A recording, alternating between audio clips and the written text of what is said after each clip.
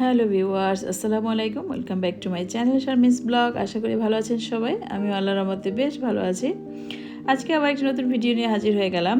একদম সকালবেলা থেকে উঠে বাসার কিছু গুছগাছ করে নিয়েছি। আসলে প্রতিদিন দাওয়াত ছিল, টানা 4-5 দিন একদম প্রতিদিনই বাসায় থেকে বের হতে হচ্ছে। আসলে এবার আমি ওইভাবে ঈদও করতে পারিনি, কারণ আমার বাসায় রান্না করার মতো কোনো অবস্থাও ছিল না। আর আমি আমার আম্মুর বাসা, আমার মামার বাসা বা আত্মীয় স্বজন এদের বাসায় খাওয়া দাওয়া করতেছি বা দাওয়াত খাচ্ছি এখন পর্যন্ত। আর সেজন্য কিন্তু ঘরদোর গোছ করতে হচ্ছে। আর আমার বাসার ডিটেল নিয়ে একটা ভিডিও দিব। আমার মানে কী অবস্থায় আছি আমি, সেটা অবশ্যই আপনাদেরকে একদিন জানাবো।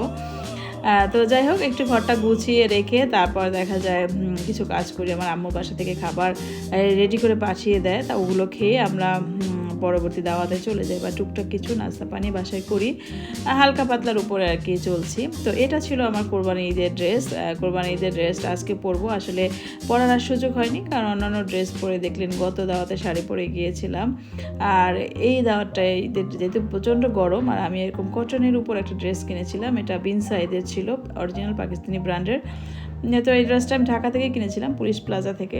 খুব ভালো লেগেছিলো আমার কালারটা। আসলে এত সুন্দর কালারফুল ড্রেস কিন্তু পাওয়া যায় না খুব একটা। তো ড্রেসটা পেয়ে আমি খুব বেশি খুশি ছিলাম। আর এই যে রেডি হব, সব কিছু গুছিয়ে নিয়ে যাচ্ছি।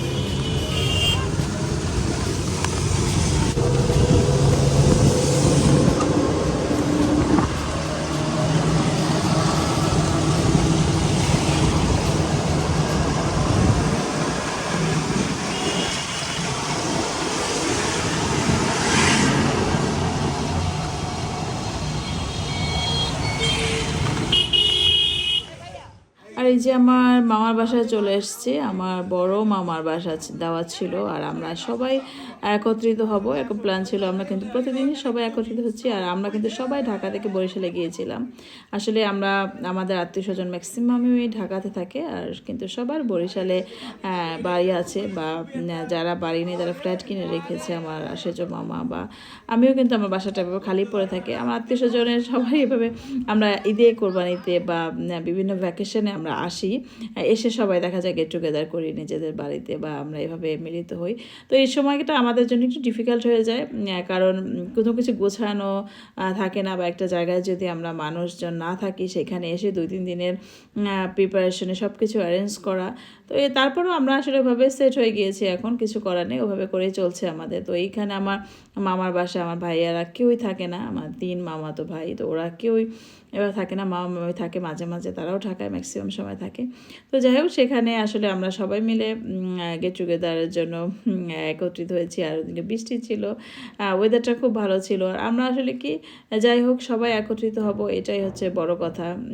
যাই যেরকম অবস্থায় থাকি না কেন, তো ঈদ হোক কোরবানি হোক, সবাই যখন আমরা থাকি বা বরিশালে সবাই যাওয়ার চেষ্টা করি পসিবল যখন হয়, সবার যখন কোনো সমস্যা না থাকে। আর খুব সুন্দর সময় কাটছিল আসলে। আমরা যেই হইচই আনন্দ আড্ডা, দেখা যায় আমরা রেডিমেড ভাবেই আসলে কাটাই অনেকটা দিন, তারপরও আমাদের আনন্দের কিন্তু কোনো কমতি থাকে না। আমরা প্রচুর ঘোরাঘুরি করেছি, খাওয়া দাওয়া। আসলে সব কিছু কিন্তু ক্যামেরাবন্দি করা সম্ভব হয়নি, কারণ সবসময় ক্যামেরা নিয়ে হাঁটতে বা বাচ্চাদের কাছে থাকে, ওদেরকে একটু বলে দিতে হয় একটু ভিডিও করো, বা ওদের কাছে রিকোয়েস্ট করে ফোনটা চেয়ে আনতে হয়। এটার জন্য আসলে আমাদের খুব বেশি প্যারা হয়। যে দেখেন আমার ভাইরা খুব সুন্দর করে কাজ করে, সব কিছু ম্যানেজ করে ওরা। আর আমার মামি আসলে অসুস্থ, সে অতটা এখন আর আগের মতো পারে না। তো যাই হোক, আলহামদুলিল্লাহ আমাদের খুব ভালো সময় কাটছিল। যে আর ভাইয়ারা তো ওরাই আসলে অনেক কষ্ট করে আমাদের দাওয়াটা অ্যারেঞ্জ করেছিল। এর আগের দিন আমার নানু বাড়িতে ছিল। আসলে ওই দিনকে আমার শরীরটা এত খারাপ ছিল, আমার বাচ্চারা গিয়েছে, আমি আসলে যেতেও পারিনি, আমি বাসায় একটু রেস্ট করেছিলাম। তার আগের দিন আমার মামাতো বোনের আমাদের শ্বশুরবাড়ি গিয়েছিলাম, সবাই মিলে আসলে ওই ব্লগটা করার খুব বেশি চেষ্টা করেছিলাম, কিন্তু ওদিনকে এত গরম ছিল। আর এই যে আমাদের পরিবারের সবচেয়ে ছোট সদস্য, সবার আদরের সদস্য আর কি, আমার ভাইয়ের মেয়ে। আর আমার ওই ব্লগটা আমি আসলে আপনাদের সামনে দেখানোর খুব চেষ্টা করেছিলাম, কিন্তু এত গরম ছিল ওই দিনকে আমি মানে অসুস্থ হয়ে যাব এরকম মনে হচ্ছিলো। পরে আমি আর ভিডিওটা কন্টিনিউ করিনি, মানে করার ইচ্ছা করেও আর করা হয়নি। তো এই দিনটা বৃষ্টি ছিল বিধায় একটু ভিডিও করেছিলাম সব কিছু, যে আমার ফ্যামিলিতে সবাইকে আপনাদের সাথে পরিচয় করিয়ে দেবো। আসলে আমি কখনোই ভিডিওর সামনে আসতে বা আমার ফ্যামিলিকে দেখাতে পছন্দ করি না, কিন্তু ঈদের এই খুশিতে যতটুকু সম্ভব হয়েছে আমার ভাই বোনদেরকে আপনাদের সামনে দেখাবো। বাচ্চাদের আসলে কেউই ওরকম ক্যামেরার সামনে আসতে চায় না, কিন্তু ভাইয়ারা ওদের কোনো প্রবলেম থাকে না আসলে। কিন্তু আমাদের ফ্যামিলির যারা মহিলা সদস্য বা তারা আসলে ওরকম ক্যামেরার সামনে আসতে এতটা পছন্দ করে না।